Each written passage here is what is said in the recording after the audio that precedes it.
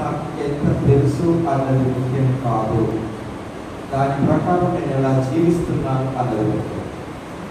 ఎందుకంటే నాకంటే ఎక్కువగా అపవాదికి వాక్యం తెలుసు. అపవాది సాధారణంగా, కానీ వాడికి రక్షణ లేదు. రక్షణలో ఉన్న వాళ్ళని కూడా వాడు పరదోస్తా ఉంటుంటాడు. మరి పైకి మరి తిరిగినట్టు ఇష్టం ఇంకా మరి పోతాయి కదా. మన రాత్రి పోయి ఇంత పడుతున్న తర్వాత రాత్రి పైకి చూసి మా పడుతున్నాయి కొంచెం వెనక్కి జరిగింది. ఓకే, సో ఇప్పుడు మనము చాలా వరకు అగేనండి చర్చిలో మందిరానికి మనం ఎందుకు వస్తుంటామంటే ఆశీర్వాదాలు పొందుకోవడానికి వస్తుంటాం. అది మంచిదే, కానీ ఆశీర్వాదాల కంటే ఎక్కువగా పరిశుద్ధ గ్రంథం లేదా బైబిల్ అనేది నేను ఎలా జీవించాలి అన్న విషయాన్ని నేర్పుతా ఉంటుంది. నేను ఎలా జీవించాలనే విషయాన్ని నేర్పుతా ఉంటుంది. ఉదాహరణకి మనకు అంటే ఇంట్లో వంటలు చేసేది ఎవరైనా ఆడడం చెప్పండి, అప్పుడప్పుడు చేయడం మీకు ఆయనకు ఒక వంటకం పెట్టాలనుకున్న ఆయన ఏదో కోరింటాడు. మీకు వంట రానప్పుడు మీరు ఏం చేస్తారు? మీకు ఆ వంటకం రాదమ్మా, ఆ వెరైటీ మీకు రానప్పుడు ఏం చేస్తారు మీరు?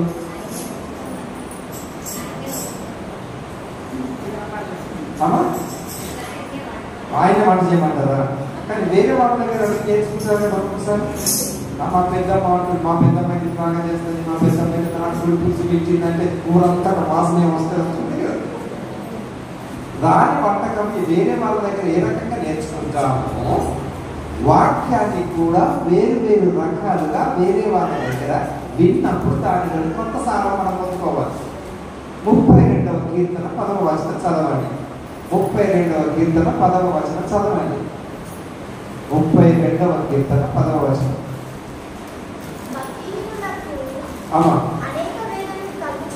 భక్తిహీనులకు అనేక వేదనలు కలుగుతున్నవి. ఓకే, మళ్ళీ ఒకసారి చదువుతాం. ఓకే ఓకే,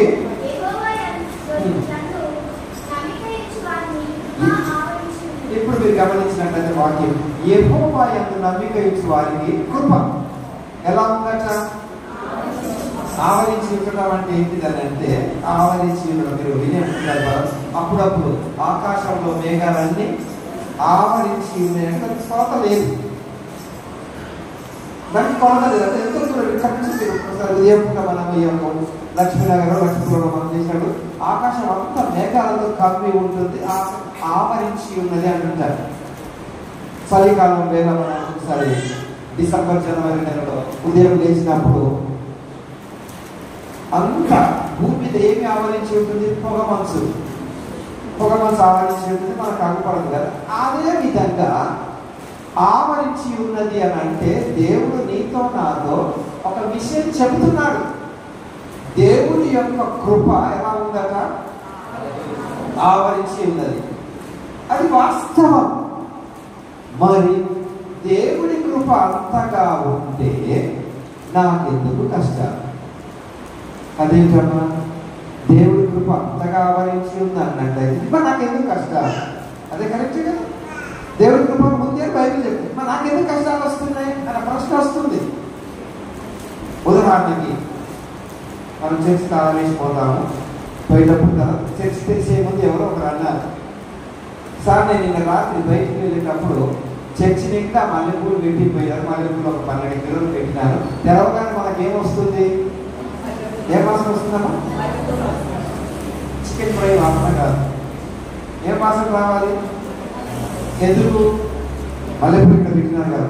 మరి దేవుడి కృప ప్రపంచం అంతా ఉంటున్నప్పుడు మరి నాకు ఎందుకు కష్టాలు అంటే మధ్యలో చిన్న తేడా ఉంది. దేవుడి కృప అంతా ఉంది, కానీ ఇక్కడ ఉన్న వాళ్ళందరికీ ఒక్కొక్క కష్టం ఉన్నది. దేవుడి కృప ఉన్నది అంటున్నప్పుడు కష్టాలు ఎందుకు?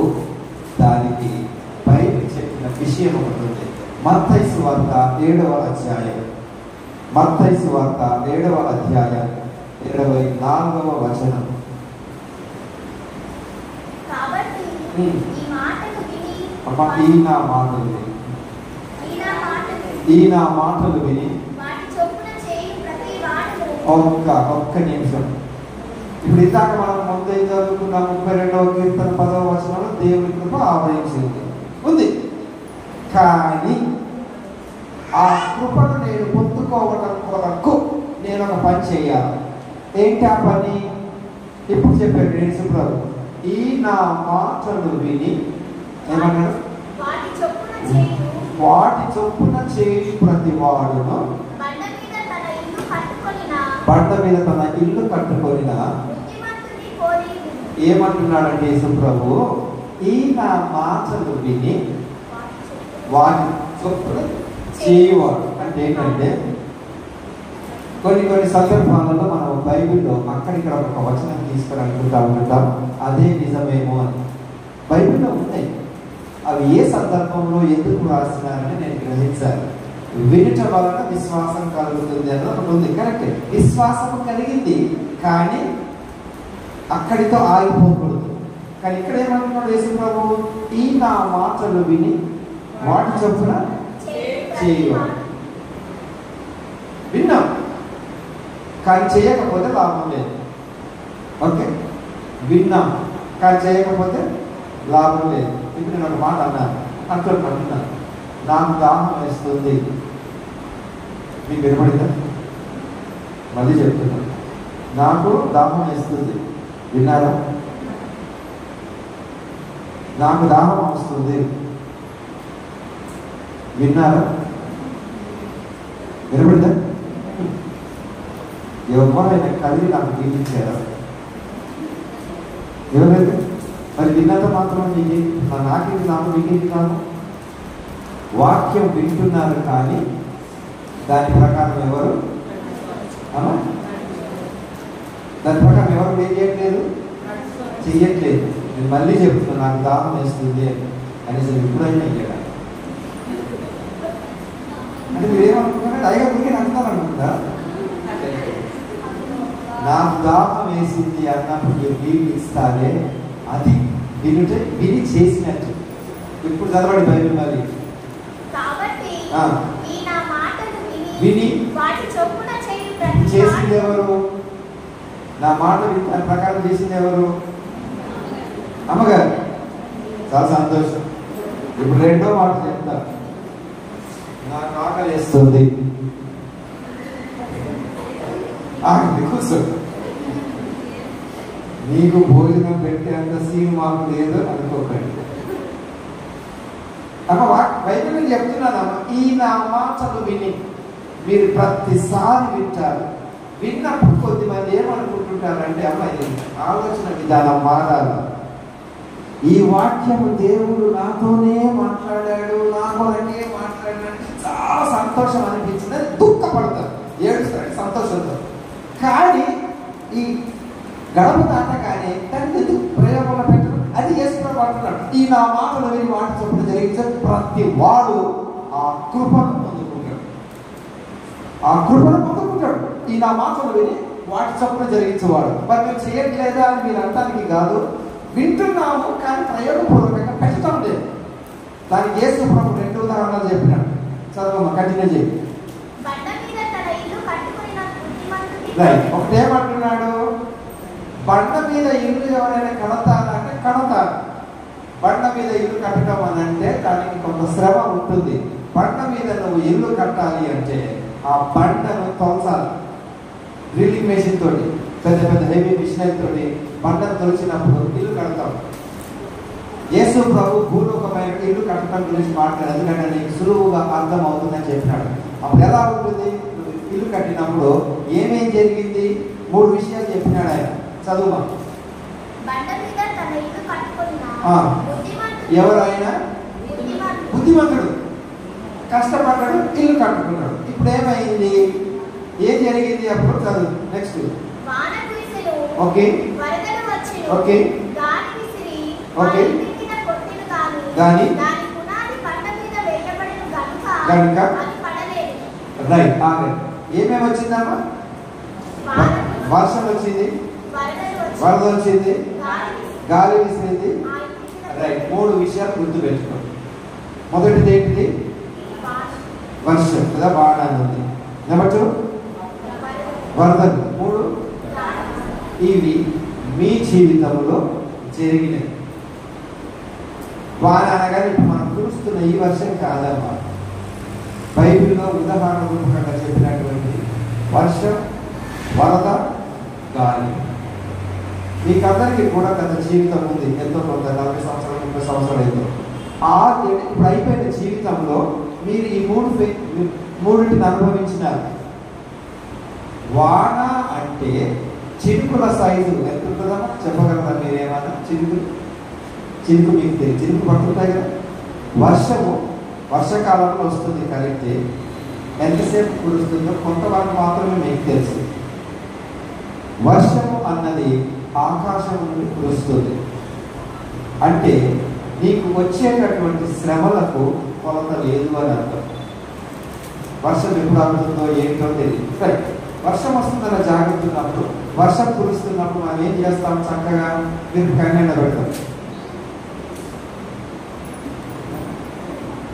ఏం చేస్తాం? ఎండబెట్టాం కదా. ఏంటి ఏమవుతాయి? మెత్తగా అయితే కదా, పంట కింద పెట్టుకుని నమ్మచ్చు కదా కదా. అంటే అర్థం చేసుకోండి, వర్షం వస్తుంది అన్నప్పుడు మీరు మిరపకాయ ఎండబెడతాం లేదు అంటే జాగ్రత్త పడుతున్నారా లేదా? అవునా? నిన్న మీటింగ్ జరగాల్సింది ఎందుకు జరగలేదు? మనకు జాగ్రత్త పడ్డారు మీరు.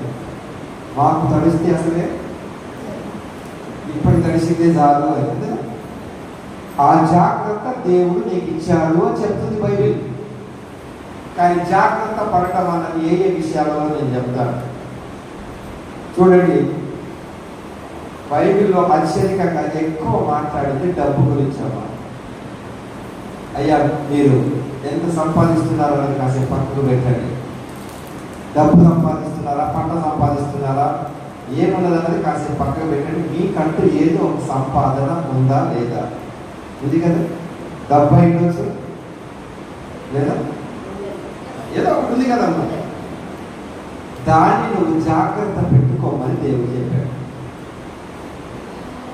కొద్ది మందికి జోబులు ఒక 500 రూపాయలు ఉంటే భూమి మీద ఆగడిగా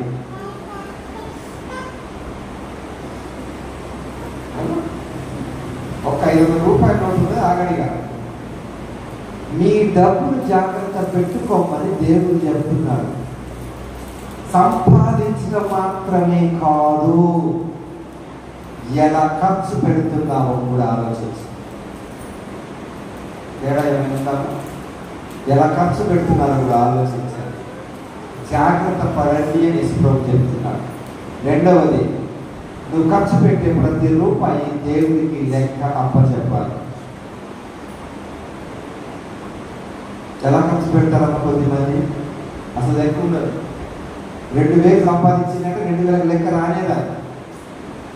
వస్తువు కనపడుతుంది, డబ్బు కాదు. ఎక్కడ పెట్టామని నీవు దేవుడికి లెక్క అప్పచెప్పాలి. గుర్తుపెట్టుకోండి. అంటే హఠాత్తుగా వచ్చేటటువంటి పరిణామాలకు నీవు జాగ్రత్త పడు అనుకుందండి. ఇంట్లో కొద్దిసార్లు కొద్దిమంది భర్త భార్యలో ఒక్కరు డబ్బు చాలా ఆదా చేస్తారు, చక్కగా కూడా పెడతారు. భర్తల భార్య ఎవరు కూడా పెడతారు? తెలియనట్టు మీరు అర్థమైంది కాదు. ఎవరు కూడా పెడతారమ్మా? కష్టపడి సంపాదించి కూడా పెడుతుందా, లేకుంటే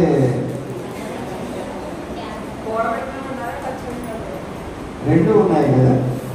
ఎంత కూడా పెడతారు అంతకంటే ఎక్కువ ఖర్చు పెడతారు. సో ఇప్పుడు నేను తప్పు చేస్తున్నానని నేను చెప్పను. ఎలా ఖర్చు పెడుతున్నారో ఖర్చు పెట్టేటప్పుడు ఆలోచించండి. ఇది నాకు అవసరమా? ఇది నాకు ఏదైనా 10 రూపాయలైనా పర్వాలేదు, 12 రూపాయలు అదొకటి. తర్వాత వాన అయిపోయిందామా, నెక్స్ట్ ఏంటి చదవండి.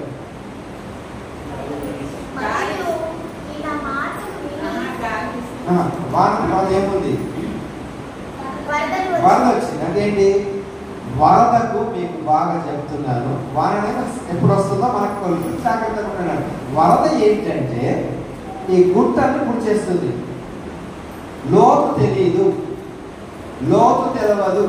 నువ్వెక్కడున్నావో నీకు లోతు తెలియదు. రోడ్డు మీద మనకు గుర్తున్నప్పుడు నీళ్ళు ఉంటాయి, నీరు ఎప్పుడు కూడా పైకి వెళ్ళదు, ఇలానే ఉంటుంది. ఆ లోతు నాకు తెలియదు అంటే నీకు కష్టం ఎంత ఉంటుందో నీకు తెలియకుండా కాదు, అంతగా దిగజారిపోతావని. సో ఇక్కడ నీ నోటి మాటను జాగ్రత్తగా పెట్టుకోవాలి. కొన్ని సందర్భాలలో అందరూ మన వాళ్ళే అని నమ్మి మోసపోయేతో చాలా మంది ఉంటారు. జాగ్రత్త అని బైబిల్ చెప్తున్నారు. తర్వాత ఇంకెవరైనా నిన్నెప్పుడైనా పొగిడినట్లయితే జాగ్రత్త. అతను పొగడతాం అంటే ఏంటమ్మా? పొగడతాం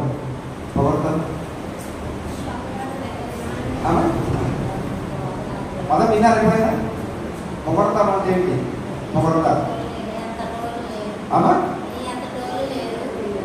ఓకే, ఇంకెవరైనా వేరే పదం నీ అంతటి వాళ్ళు ఎవరి అక్క నువ్వైతే నాకు సహాయం చేస్తావు అన్నప్పుడు ఈ అక్క ఏమైతే చెప్పండి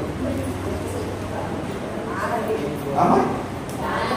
గాలి ఎగిరిపోతుంది అక్క, దిగి లాగాల్సిందే. అక్కడ నువ్వు జాగ్రత్తగా ఉండడం అదేనండి వరద. కొన్ని సందర్భాలలో మీ మనిషిని చుట్టుపక్కల ఉన్న వాళ్ళని జ్ఞాపకం చేసుకోండి. వాళ్ళ అవసరతల కొరకు నిన్ను పొగుడుతారు, మునగ చెట్టు ఎక్కిస్తారు. మునగ చెట్టు ఎక్కకూడని నేను చెప్తాను ఇప్పుడైతే. ఏమండి, కొద్దిమంది పొగడతల మీదనే జీవిస్తారు. ఏంటది ఇంకా చెప్పండి.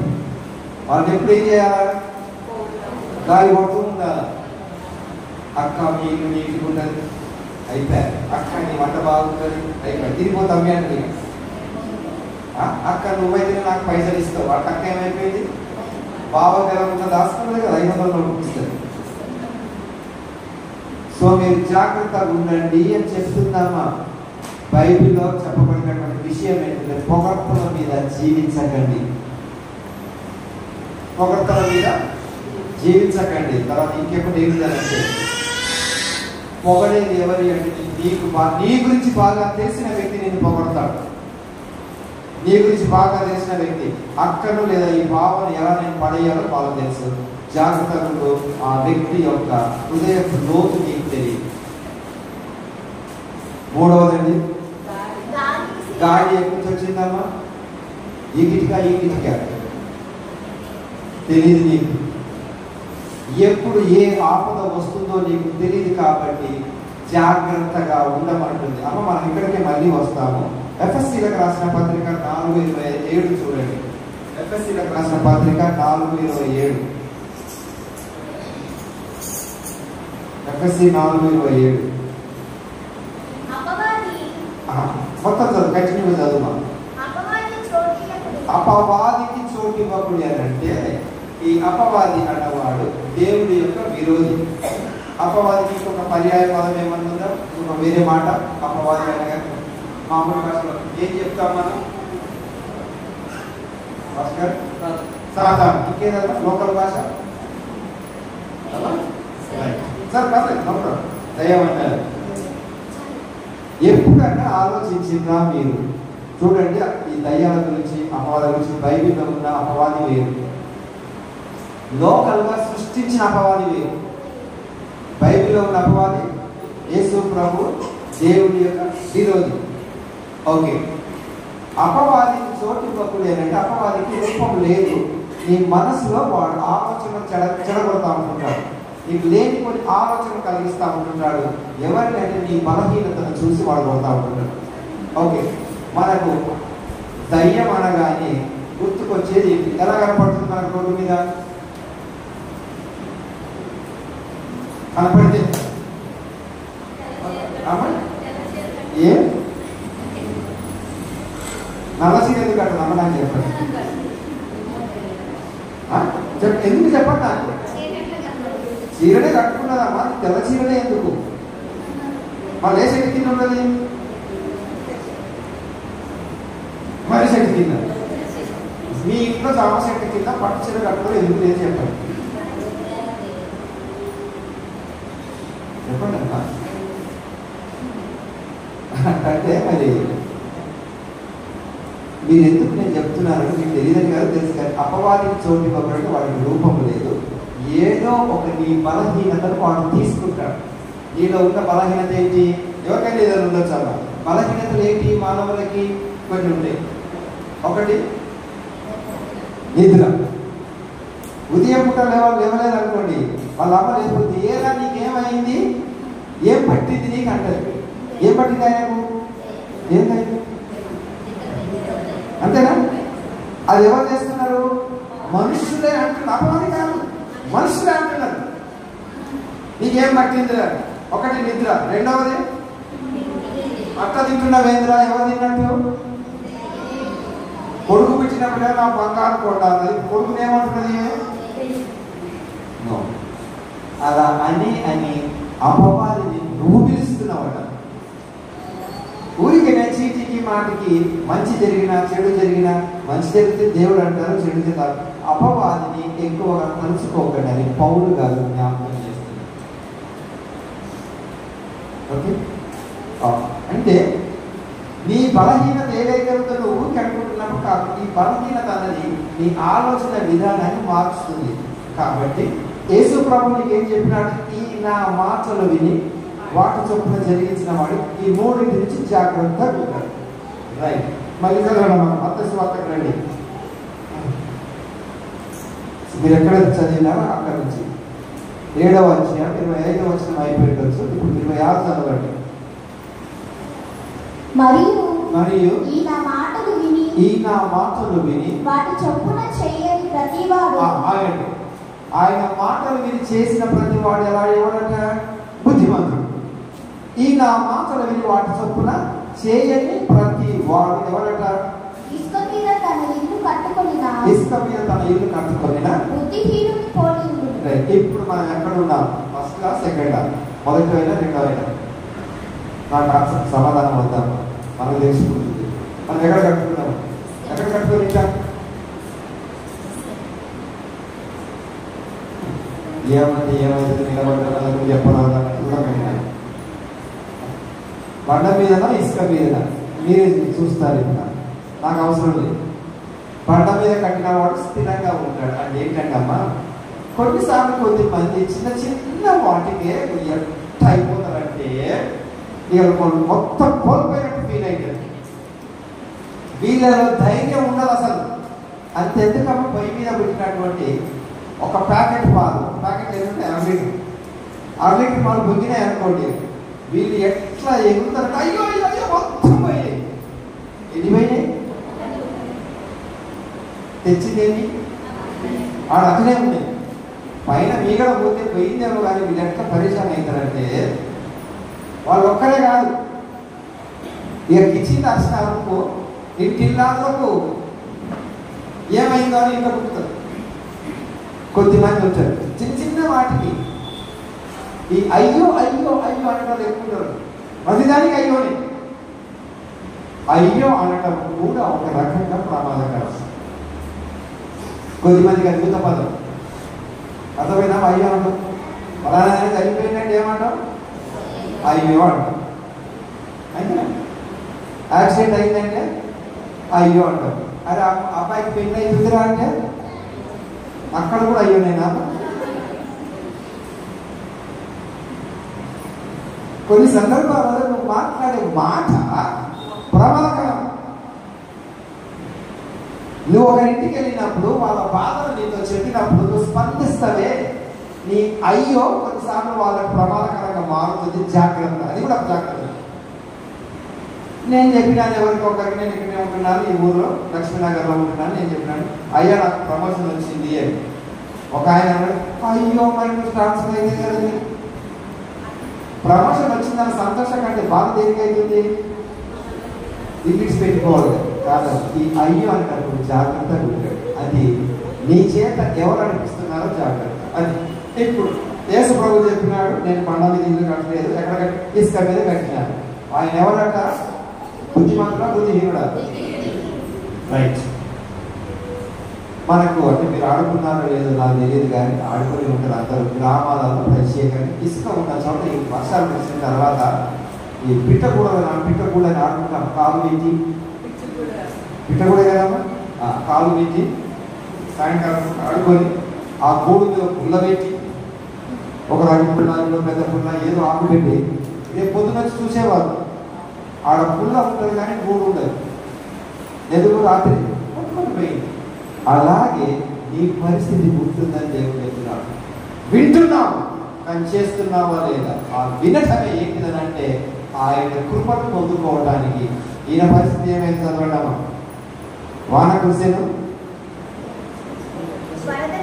వరదలు వచ్చాను, గాలి విసిరి ఆ ఇంటి మీద కొట్టెను, అప్పుడు అది కూలిపడెను, దాని పాట గొప్పదని చెప్పినంటే మొదట ఆయన ధైర్యంగా ఉన్నాడు, రెండవ ఆయన దిగులు చెందాడు.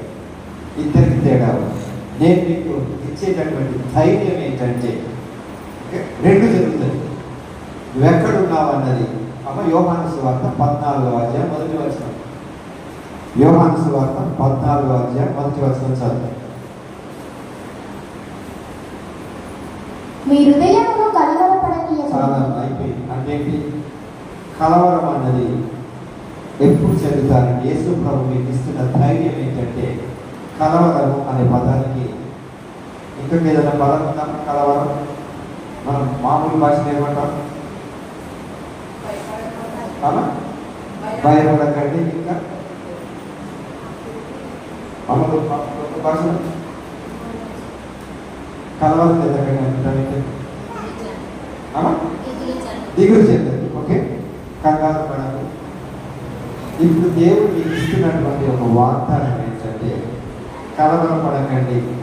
చాలా మందికి కలవరం అన్నది ఉన్న పరిస్థితుల నుండి నిన్ను ఆనందింప చేయదు, నీ సంతోషాన్ని పోగొడుతుంది. ఎగ్జాంపుల్ చెప్తాను, ఉదాహరణ. ఇంట్లో 3 మనుషులు ఉన్నారు. వంట ఎంతమందికి చేసుకుంటారు? 3కి అనుకుందాం. కాసేపు నేను మీకు చెప్పకుండా మీ ఇంటికి వచ్చినాను, మీరేం చేస్తారు? ఆ ఊళ్ళ వంటని నాకు పెడతారు. నేను ఎవరింటికి రాను, భయపడకండి. కానీ కొద్దిమంది కలవరం చెందుతారు. అయ్యో అయ్యో అయ్యో అయ్యో అని ఏం చేయాలి అని చెప్పకుండా వచ్చి మీ దగ్గర పెట్టాలని ఆ పట్టుకొచ్చే కూర గిన్నె కూడా కలవరంలో సాగిపోతుంది. ఉన్నది కూడా పోయి. ఈ కలవరం అన్నది మీకు అవసరం లేదు అని తీసుకోండి. దేవుడు చూసుకుంటాడు. నువ్వు చేయాల్సిన పని నువ్వు చేయి. డబ్బుల విషయంలో ఏం సరిపోతే అని అనుకోకండి, సరిపుచ్చుకుందాం అనుకోండి. ఎలా పోతాము అనుకోకండి, పోగలను అనుకోండి. ఏమవుతుందో అని అనుకోకండి, ఏమైనా పర్వాలేదు అనుకోండి. ఎక్కువ కలవరం ఎప్పుడు పడతారంటే భవిష్యత్తు గురించి ఆలోచిస్తూ ఉంటుంటారే, వీళ్ళ కలవరం ఎక్కువ. ఏమవుతుందో ఏమో డాక్టర్ ఉదాహరణకండి, డాక్టర్ పరీక్షకు రమ్మన్నాడు. డాక్టర్ పరీక్ష చేయాలి మనకి, ఊపిరితిత్తులో ఏదో ఉంటుంది. కొద్దిమంది అనుకుంటా ఉంటారు, నా రిపోర్ట్లో ఏమి రావద్దు అంటే ఉన్నది కూడా రాకుండా నీకు ట్రీట్మెంట్ ఎట్లా ఉంటుంది? ఉన్నది ఉన్నట్టుగా రావాలి, అది మంచిది. కానీ రిపోర్ట్లు ఏమి రావద్దు, రేపు రావాలంటే నీకున్న రోగం మనం రాలేదు, నీకు బాగుంటావా? అది కలవరం. ఇప్పుడు ఉదాహరణకి మీరు అందరూ ఇంటికి కూర్చోబెట్టి మాస్టర్ గారు అన్నారనుకుంటారు, మీరు ఎవరి ఇంటికి పోవద్దు, డాక్టర్ గారు వచ్చి మీకు బీపీ చెక్ చేస్తారండి. ఆ మిషన్ చూడగానే మీకు ఏమవుతుంది? ఆ మిషన్ బయటే పోతుంది. అది మీ కలవరం. యేసు ప్రభు నన్ను నమ్మిక ఇచ్చిన వారు ధైర్యంగా ఉంటారు. మీరందరూ విశ్వాసులే, వయస్సుతో పని లేదు, ధైర్యం మీకు కావాలి. పరిస్థితులు మీరు మార్చలేదు. మీరు ధైర్యంగా ఉన్నప్పుడు పరిస్థితిని ఎదుర్కోగలరు. ఏమా వర్షం వస్తుంది, మనం అలాగే కూర్చోం, రైలు కొడుకు పట్టుకొని పోతాం. కానీ వర్షాన్ని ఆఫ్ దేవుడు నేనంటే మరి పంటలు ఎలా వస్తాయి? నాకు ధైర్యంగా ఉండాలి, కలవరం చెందకుండా ఉండాలి, బుద్ధిమంతుడిలాగా ఉండాలి, బుద్ధిహీనులాగా ఉండకూడదు. అప్పుడు ఆ కృపను నేను పొందుకుంటాను. కాబట్టి అతి కృప దేవుడు మనకు దయచేయగా ప్రార్థించుకున్నాం. ప్రేమ కనికరం కలిగిన ప్రియ పరలోకపు తండ్రి, మీరు మాకు ఇచ్చిన సమయాన్ని బట్టి వందనాలు. మీ అంత ధైర్యంగా ఉంటూ కలవరం చెందకుండా కృప చూపమని యేసు నామములో వేడుకుంటున్నాను తండ్రి. ఆమేన్.